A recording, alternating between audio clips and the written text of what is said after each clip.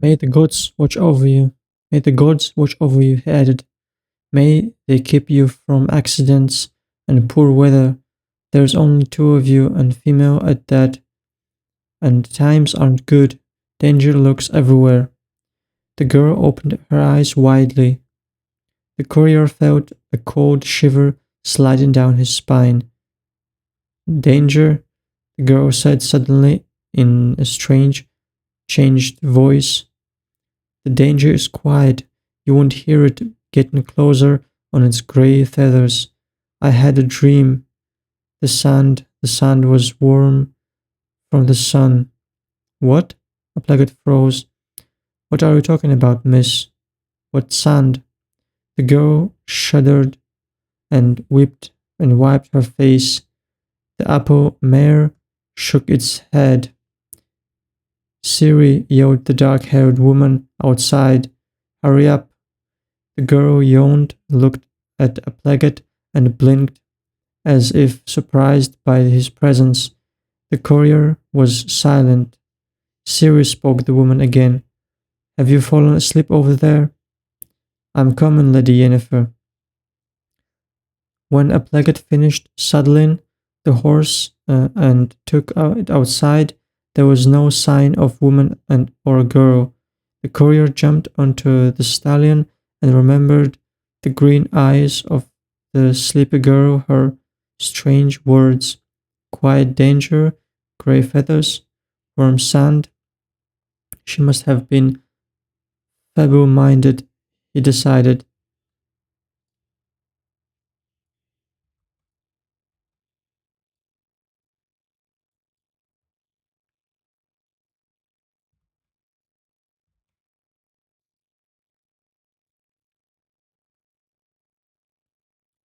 Many of such unfortunates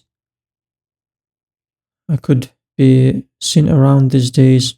Insane laces harmed by the renegade soldiers or other thugs. Yes, she was crazy for sure, or maybe just not quite awake yet. It's a wonder what people sometimes blabber about when still half asleep. He shivered again and felt a tinge of pain between shoulder blades. He rubbed his back with a fist. The moment he was on the road to Maribor, he forced his horse into a gallop. Time was pressing on.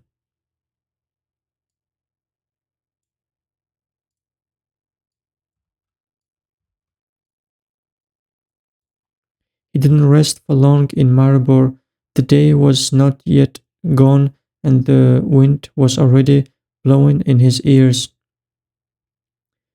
The new mount, straight from Mariborian stables, swept the road with its tail. A plagued chest was pressed by the sack with a diplomatic post. His rear hunt like hell. His rear hurt like hell. Puff, maybe maybe year break your neck, your damn yop, yelled some car driver behind him while calming the horse, scared by the galloping stallion. He runs like death itself were licking his toes. Yer won't escape the reaper. A plague wiped the dust from his eyes. The previous day he handed the post to King Foltest and then received the secret message from King Demavend. Demavend to Foltest.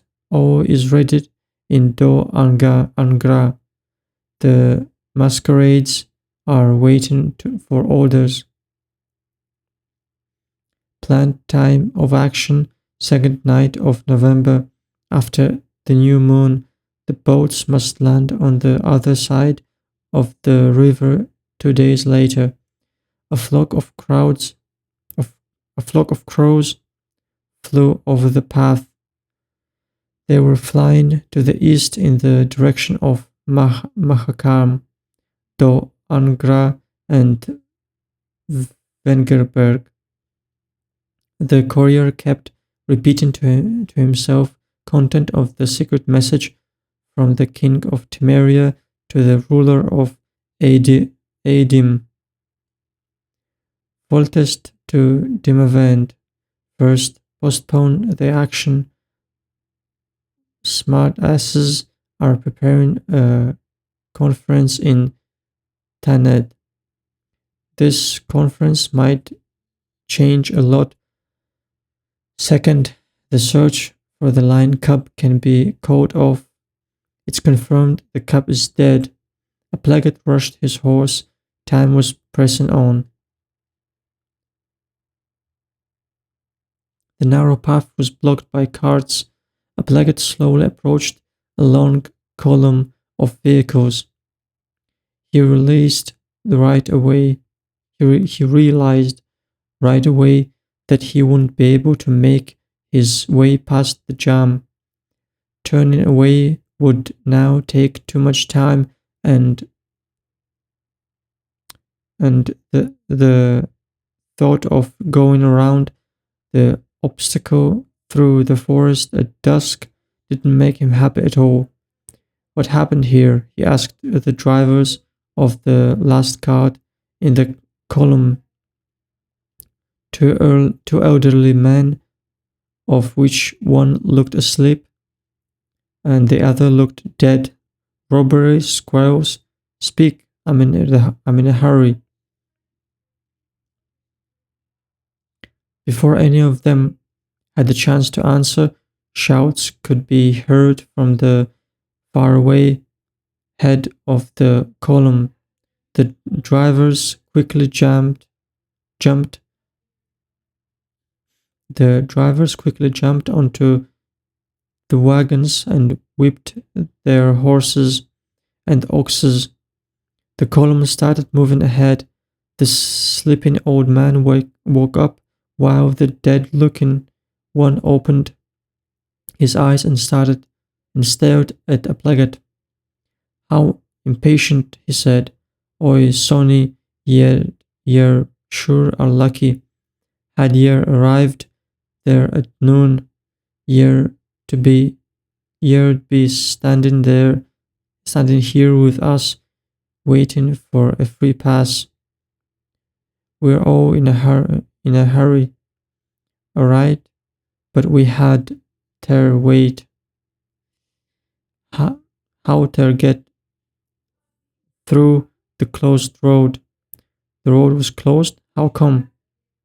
Some terrible man-eater appeared here. Sonny attacked a knight riding with his squire.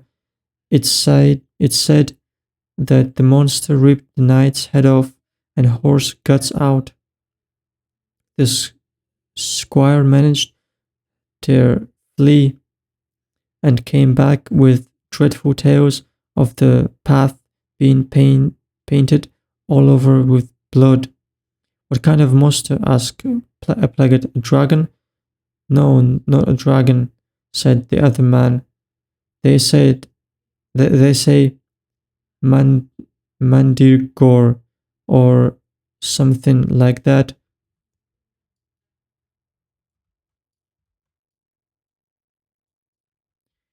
We thought it'll eat the chaffin knights and live, but no, son of a bitch sat on the bloody path and stays there right hissing, right baring its fangs. So whoever got close and took a peer at the bleeding monster left the bleeding cart behind and run like hell. The bloody jam got a mile long, and swamps are everywhere around, right? No way back or through. So we waited. So many hardly men, snickered the courier, and stood there like A stunned moat should have should have grabbed axes and slayed the beast. Well, some tried, said the old man. 3 dwarves from the merchant's guard, and with them 4 conscripts on their way to Carreras castle, right to the army. The dwarves got terribly mauled, and the conscripts chickened out, finished the other man. Man chickened out, finished the other man, and spat, run away the moment they saw that Mendigor, and run away moment they saw that Mendigor. Rumor has the it that one crumpled his pants. Oi, have a look, right? Have a look, Sonny, right there. I don't wish to. I don't wish to. Growled a plague. Crumpled pants are of no interest to me. Know that the monster, the dead monster, warriors are putting on a cart. See, a plague raised his head. Despite the gloom and curious mob, he could see a huge carcass. Warriors lifted it up and threw it on the cart. Horses, nervous from the stench, nigh head.